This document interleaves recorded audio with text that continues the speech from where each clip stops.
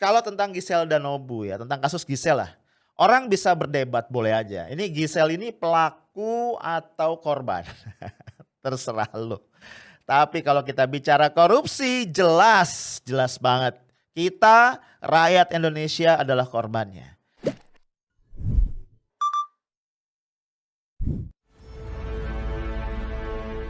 Hasil dari forensik ya memang sudah keluar. Kemudian pengembangan yang dilakukan oleh tim penyidik terhadap saudari GA yang dalam pemeriksaan, juga ada saudara MYD, inisialnya MYD, juga kita sudah lakukan pemeriksaan. Kemudian ada beberapa pengumpulan alat bukti yang lain, ya, termasuk bukti-bukti petunjuk, bukti-bukti dari hasil keterangan saksi ahli yang ada, juga keterangan daripada si saudari GA maupun saudara MYD. Ya, ini saya kasih tahu awalnya saja teman-teman semuanya bahwa saudari GA mengakui, ya, dikuatkan lagi dengan ahli forensik yang ada, ahli IT yang ada, dan juga saudari GA mengakui dan juga saudara MYD mengakui bahwa memang itu yang ada di video tersebut yang beredar di media sosial, ya, itu adalah dirinya sendiri. Guys, mungkin banget Gisel nggak ngebayangin video sure dia yang cuma 19 detik yang dia kirim dari handphonenya ke handphonenya cowoknya tuh Nobu. Itu kemudian jadi viral banget dan akhirnya menyeret dia jadi tersangka di Polda Metro Jaya. Ya memang ya dalam kehidupan modern kayak sekarang nih yang didominasi sama sosial media. Kalau kita pinjam konsep atau teorinya Jan Baudrillard, ini seorang sosiolog post-strukturalism.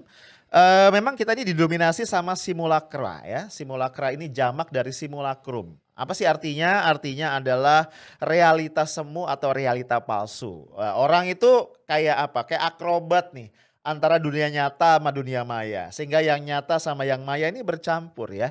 Yang nyata kadang-kadang jadi maya, yang maya jadi Luna Maya ya. Gak tau gue tiba-tiba inget sama Luna Maya ya. Karena kasus Gisel Nobu ini ngingetin sama kasus lama ya. Luna Maya sama Ariel. Masih inget gak sih lu? Ini gue kenapa jadi kayak apa presenter infotainment ya. Presenter gosip. Nah guys, dalam situasi ini simulacra tadi memang kita kadang-kadang jadi susah memahami kenapa seseorang berbuat sesuatu. Jangan-jangan yang bersangkutan juga kalau ditanya bingung. Ya misalnya gini dalam kasus Gisel sama Nobu ya. Mungkin sebagian dari lu berpendapat ya kasus esek-esek dia sama Nobu itu urusan pribadi mereka. Boleh aja. Boleh aja. Cuma kan pertanyaannya ngapain direkam gitu loh. Ya kan? Masa iya mereka nggak memikirkan possibility itu bisa bocor, kemudian jadi viral kemana-mana, dipakai sama pihak yang nggak bertanggung jawab ya. Kan di luar sana tuh banyak orang-orang kurang kerjaan ya. Apalagi sekarang ya jejak-jejak digital itu aduh. Itu kalau kita main-main digital itu kayak anak panah lepas dari busurnya udah nggak bisa dikendalikan lagi kan. Nggak bisa dihapus lagi. Nah, oke, tapi guys, bukan cuman berita atau cerita esek-eseknya Gisel sama Nobu nih yang bikin kita bingung dan geleng-geleng kepala. Yang gak kalah ramenya sebenarnya kisahnya Juliari Peter Batubara yang juga kita bikin geleng-geleng ya. Dari laporan harta kekayaan pejabat negara ya yang dilaporkan bulan apa ya gue lupa ya. Itu setidaknya Juliari tercatat punya aset senilai 47,1 miliar. Ini aset bersih. Lumayan ya. Terhitung tajir loh bro. Ya. Bentuknya tanah, bangunan, kendaraan roda 4 hingga surat berharga. Nah ini gue dapat rinciannya ya. Lumayan rinci nih. 2 bidang tanah dan bangunan di Jakarta, 4 di Bogor nilainya 48,118 miliar ya. Satu Land Rover tahun 2008 udah tua ya. Harganya 618 juta. Ini gue agak bertanya-tanya apa ya cuman itu doang mobilnya ya. Dan harta bergerak lainnya 1,161 miliar. Surat-surat berharga ya, sebagian besar adalah SBN ya, surat berharga negara 4,658 miliar. Kas dan setara kas 10,217 miliar dan dikurangi hutang 17,584 sehingga bersihnya tadi adalah 47,1. Ya sekali lagi tajir ya, lumayan lah. Ya walaupun kan selalu ya biasanya kalau ada laporan seorang pejabat di LHKPN tuh publik suka nanya-nanya ini dilaporin semua apa enggak gitu ya. Konon kabarnya biasanya yang nggak dilaporin gede juga, nggak tahu sih, nggak tahu ya. Nah, sebelum berkarir di politik guys, Juliari ini tercatat sebagai pengusaha. Bahkan sejak muda nih oleh ayahnya, oleh keluarganya didorong untuk jadi pengusaha. Walaupun menurut pengakuan Juliari dia tetap harus mulai dari bawah. Oke, dia didorong untuk membesarkan perusahaan keluarga. Nah, tercatat dia pernah menjadi dirut di PT Arlinto Perkasa Buana, PT Buana Energi dan PT Wira Swasta Gemilang Indonesia. Dia juga pernah jadi komisaris utama PT Tridaya Mandiri. Ya, dia pengusaha nih ya dari awal. Nah, selain menjadi politisi PDIP, ini di luar bisnis ya, selain jadi politisi PDIP, Juliari juga aktif di Kadin, Kamar Dagang dan Industri, kemudian Asosiasi Produsen Pelumas Indonesia, Aspelindo. Karena memang bidang bisnis keluarganya itu sebagian besar di pelumas ya. Dia juga aktif di KONI Pusat, Ikatan Motor Indonesia, dan PB Perbasi, kalau nggak salah basket ya. Nah, jadi bisa dikatakan bahwa Julian Batubara ini lahir dari keluarga politisi. Ayahnya mendiang AP Batubara itu adalah politisi senior PDIP, sedangkan pamannya Palar Batubara adalah politisi Golkar, ya Partai Golkar, dan yang sebelumnya juga pernah jadi anggota DPR dari Golkar tentunya. Nah, mantan menteri berusia 48 tahun ini, dia lahir 22 Juli 1972, ini adalah alumnus dari Riverside City College dan Chapman University. Gelarnya MBA ya, dengan minor dalam finance, ini keduanya dari Amerika Serikat. Nah, guys, dengan background yang cukup tajir seperti ini, wajar kalau orang bertanya-tanya, ngapain Juliari korupsi? Dan orang pun jadi susah menerima ya kalau dikatakan bahwa Juliari menggunakan hasil korupsinya itu hanya untuk kepentingan pribadinya. Ya kan korupsinya gede banget ya. Yang udah diumumkan KPK itu 17M. Sementara beberapa pihak mendengarnya jauh lebih gede dari itu, bahkan mencapai triliunan gitu kan. Ya, jadi nggak masuk akal aja bagi sebagian orang kalau Juliari nih main sendirian atau itu dia nikmati untuk kepentingan pribadinya. Ya walaupun ya menurut KPK sebagian uang itu digunakan untuk sewa pesawat jet. Gila ya, yang per jamnya itu 40 juta ya dia gunakan untuk berkunjung ke beberapa daerah. Nah, itu tadi ya orang kemudian menduga-duga dan udah banyak ya yang ngomong ya yang menduga bahwa ini mengalir kemana-mana nih kayaknya ya. Kita nggak tahu apakah termasuk ke partainya apa enggak, kita nggak tahu. Itu masih didalami sama KPK. Nah guys, kasus Juliari Batubara ini bukan satu-satunya contoh simulakra atau realita semu, realita palsu kekuasaan. Karena sekitar 10 hari sebelum itu ya, sebelum Juliari menyerahkan diri ke KPK itu kan tanggal 6 Desember ya. Itu ada korupsi lain yang sebenarnya nggak kalah seru bro. Ya, sama-sama dilakukan dalam kondisi pandemi. Tapi begitu kasus Juliari muncul ketutup gitu ya. Apalagi setelah muncul kasus-kasus yang lain. Penembakan 6 orang warga negara Indonesia di kilometer 50 Japex, penersangkaan HRS, pembubaran FPI. Nih kasus-kasus korupsi ini mulai ketutup nih ya. Nah ini kita buka lagi ya untuk menolak lupa ya. Ya lu pasti ingat lah yang gua maksud adalah kasus korupsi ekspor benur ya. Yang dilakukan oleh mantan Menteri Kelautan dan Perikanan Edi Prabowo. Ini politisi dari Partai Gerindra. Penangkapan Menteri Kelautan dan Perikanan Edi Prabowo menjadi perhatian. Bersama Edi Prabowo, KPK juga menangkap 16 orang lainnya termasuk pihak swasta. Siapa saja yang terlibat dengan penangkapan yang diduga terkait dengan suap izin ekspor benih lobster? Ulasannya akan disampaikan Riko Anggara. Riko? Ya, Cindy dan Saudara, Menteri Kelautan dan Perikanan Edi Prabowo ditangkap oleh Komisi Pemberantasan Korupsi atau KPK. Kami hadirkan visual penangkapan Edi Prabowo yang ditangkap di Bandara Soekarno-Hatta Selasa malam kemarin.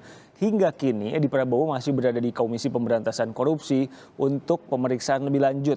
KPK punya waktu 1 kali 24 jam untuk menentukan status hukum Edi Prabowo.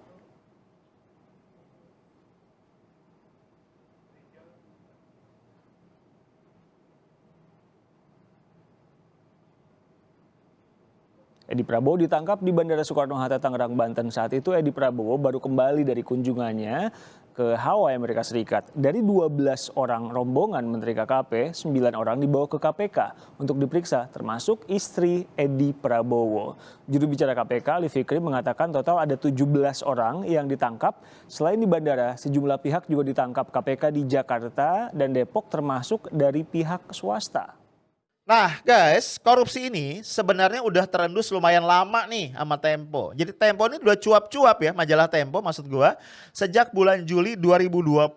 Ya, Tempo udah menguak berbagai ketidakwajaran ya, berbagai indikasi yang nggak enak, bau-bau tidak sedap ya dari pengeluaran izin ekspor benur ya. Lu tahu sebelumnya kan di masanya siapa? Ibu Susi Pujiastuti itu udah dilarang ya, ditutup rapat-rapat tuh pintu ekspor benur. Nah, ini mau dibuka lagi sama Pak Edi Prabowo, tapi di situ banyak area abu-abunya ya. Katanya dimonopoli oleh orang tertentu, ada perusahaan-perusahaan tertentu yang terafiliasi dengan beliau dan sebagainya ya. Baca deh ya, lu tinggal googling aja. Nah, jadi udah 6 bulan sebelumnya Tempo cuap-cuap ya, kemudian Edi Prabowo kena OTT KPK. Nah guys, publik juga nggak lupa ya, sebenarnya ketika Edi Prabowo bilang nih mau buka lagi keran ekspor benur, itu sudah problematik. Banyak pihak yang kemudian mengkritisi. Ya, intinya ini benur ini plasma nutfah ya. Ini sumber kekayaan hayati yang sayang banget kalau diekspor masih kecil ya. Karena nanti nilai tambahnya dinikmati oleh orang luar bukan oleh kita. Nih kalau benih-benih benurnya habis nih di Indonesia kacau ya. Sayang banget. Nah, salah satu yang mengkritisi adalah tadi mantan Menteri Kelautan dan Perikanan di periode sebelumnya yaitu Ibu Susi Pujiastuti. Sementara itu, Susi Pujiastuti mengkritik ekspor bibit lobster yang akan diterapkan oleh Menteri Kelautan dan Perikanan. Menurut Susi, seharusnya ekspor lobster dilakukan ketika sudah besar karena nilai ekonomisnya akan meningkat dibandingkan hanya mengekspor bibit. Masyarakat yang mengambil jutaan bibit lobster begini sekarang ditangkap di mana-mana. Masyarakat yang mengambil lobster benur ini dijualnya harga ada yang 10.000, ada yang 30.000. Yang 30.000 itu mutiara. Pedagangnya, pengepulnya menjualnya katanya 100.000. Tapi di Vietnam katanya 150.000. Padahal kalau mereka besar segede ini, nih, mutiara ini harganya kalau sudah 8 on ke atas itu bisa 4 juta lebih. Pada saat hari rame Natal atau tahun baru Cina bahkan bisa lebih dari 5 juta. Yang kecil-kecil saja minimal ratusan ribu sudah harganya. Jadi bukan cuma pemerintah, rakyat sendiri yang rugi, para nelayan. Nelayan-nelayan ini yang merugi karena yang seharusnya ini menjadi ini tanpa perlu kasih makan, tanpa perlu memelihara karena Tuhan yang pelihara. Akhirnya satu saat Indonesia akan kehilangan yang namanya lobster karena bibitnya semuanya diambil.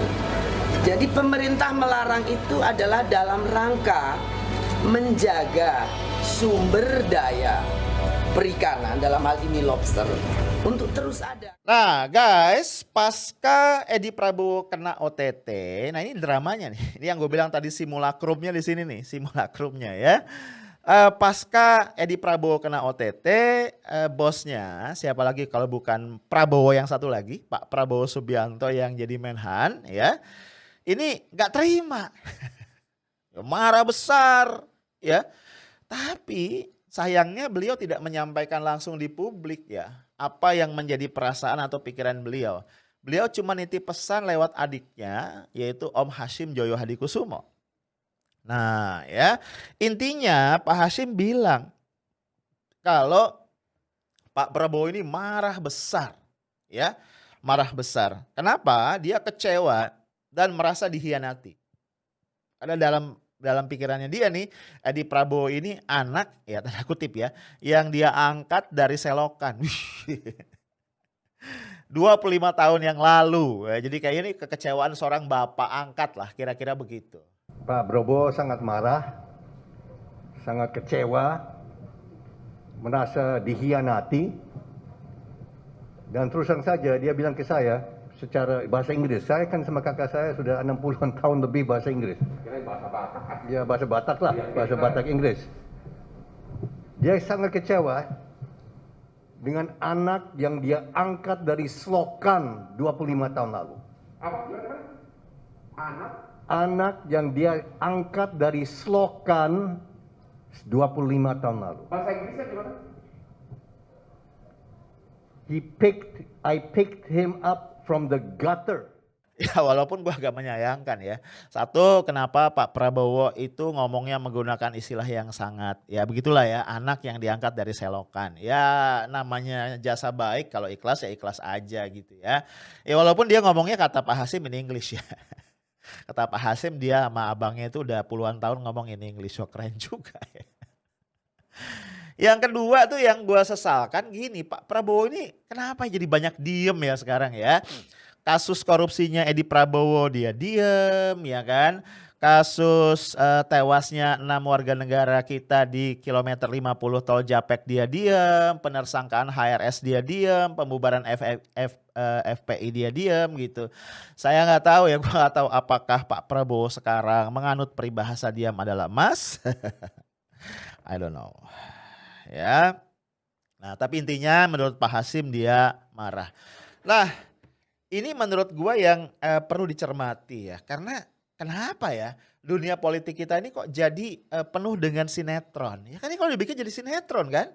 Ya, ada bapak angkat marah sama anak angkatnya, merasa dikhianati gitu. Ya, ada presiden akan menggigit sendiri menterinya yang korupsi. Ya ternyata tetap ada yang korupsi juga gitu. Apalagi banyak lah ya, banyak drama-drama gitu ya. Ya itu penangkapan HRS kurang drama gimana coba ya. Kemarin sidang pra peradilan yang diajukan oleh tim advokatnya HRS itu dijaga full ya dengan kendaraan taktis segala macam kayak mau perang sama negara tetangga. Dahsyat ya, luar biasa negara drama nih kayaknya kita. Nah guys, ya ini masih banyak yang menarik ya. Ini sekedar mengingatkan saja. Apa sih yang terjadi simulakra, apa yang terjadi di tahun 2020. Nah, menurut temuan sementara KPK, duit korupsi Benur ya yang diambil sama Pak Edi Prabowo ini digunakan buat apa nih? Gila ya. Gue pas baca geleng-geleng ya. Untuk membeli sejumlah mobil dan sewa beberapa apartemen. Buat apa ya? Terus gue nemuin berita ya, ternyata itu untuk beberapa wanita. Masya Allah, ini wanitanya siapa? Ayo, ada yang disewain apartemen gak sama Pak Edi Prabowo? Jadi guys, memang dunia kita, terutama dunia politik kita tahun 2020 itu penuh dengan simulakra ya. Simulakra itu tadi gue ingetin lagi adalah realita semu, realita palsu ya. Jadi gue cuman pengen bilang siap-siap aja nih tahun 2021 ini kayaknya akan masih banyak banget kejutan-kejutan berikutnya. Nah udah deh daripada kita ngomongin Gisela Monobu nih. Yang konkret aja nih menurut gue. Setidaknya sebagai masyarakat sipil, kontribusi kita adalah mengawal KPK ya dalam menuntaskan penyidikan, penuntutan dan penghukuman dari para koruptor kelas kakap. Ya, tadi setidaknya 2 kasus ya. Kasus korupsi ekspor Benur Edi Prabowo dan juga yang lebih dahsyat lagi, yang lebih menyakiti rakyat lagi adalah kasus korupsi dana bansos COVID-19 dengan tersangka utama Juliari Peter Batubara. Nah itu aja deh, yuk kita kawal supaya setidak-tidaknya Indonesia punya harapan untuk tetap tegak. Ya, karena penegakan hukum nih kata Pak Mahfud MD ya, itu adalah syarat. Penegakan hukum dengan adil adalah syarat sebuah negara itu bisa kokoh. Ya, nah kalau kasus-kasus korupsi ini bisa dibuat terang, setidaknya ya simulakra tadi bisa dikurangi. ya. Realita, pencampuran realita yang maya dengan yang nyata itu bisa dikurangi, dan yang nyata, yang terang benderang ya, itu semakin banyak. Guys, kalau tentang Giselle dan Nobu ya, tentang kasus Giselle lah. Orang bisa berdebat boleh aja. Ini Giselle ini pelaku atau korban? Terserah lo. Tapi kalau kita bicara korupsi, jelas banget. Kita, rakyat Indonesia adalah korbannya. Karena sekali lagi korupsi adalah penghinaan terhadap hak-hak asasi manusia, korupsi adalah penghinaan terhadap demokrasi, korupsi adalah penghinaan terhadap martabat bangsa, dan itu harus kita berantas. So, kalau lu mau ikut, ada sebuah petisi yang menarik banget di di dunia daring. Judulnya adalah Hukum Mati Juliari Koruptor Bansos COVID-19. Lu yang mau ikut tanda tangan petisinya, di kolom komentar ada linknya ya. Itu aja ya, semoga Indonesia tetap jaya. Kita bisa awali dengan menyibak beberapa hal yang kelabu di tahun 2020. Dimulai juga dari mengawal KPK untuk menuntaskan kasus-kasus korupsi besar ini. Stay tough, smart, and professional. Assalamualaikum warahmatullahi wabarakatuh.